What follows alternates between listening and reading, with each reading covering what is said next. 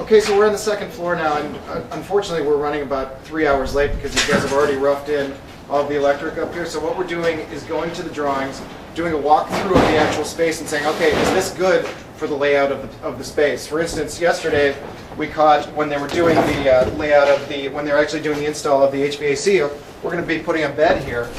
The original HVAC was right here, essentially underneath the bed, or right underneath the end table. So we had that moved. This is the time to make these movements. Otherwise, you end up with the dreaded change order, which nobody wants.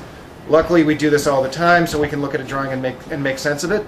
You should always walk through with your contractors to try to make these changes as early as possible. Here we are back at the job site, and at the end of the day, we've had another lovely surprise, which makes me very happy, and Rebecca very happy as well.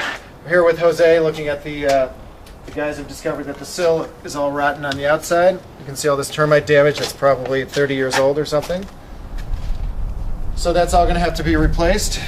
Isn't that right, Jose? Tell us about the termites and why this entire part of the town got eaten up. Oh, in this community, when the Highway 94 was built, a lot of timbers they used in the highway project, they were contaminated with live termites.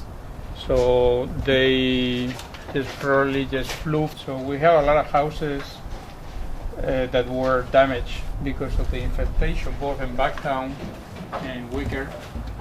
Some parts of even DePaul. So you see this all the time in houses of this period. Right. It's been a long day here at this Old Coachhouse. Things are moving very, very quickly. There are probably 15 guys on site today. HVAC, electric, we showed you a bunch of that. At the end of the day, finding out that another part of the house is actually rotted by termites, as you just saw from Jose, is a little bit discouraging to say the least, but this is what you get. And this is why when you do a construction project, you really need to have contingency funds available. We always think 10 to 15% of the budget, because things do happen. And if you don't have the contingencies, you're going to have to find somewhere else to cut on the budget. So we're going to have to sharpen our pencils and figure out what's going to get cut tonight.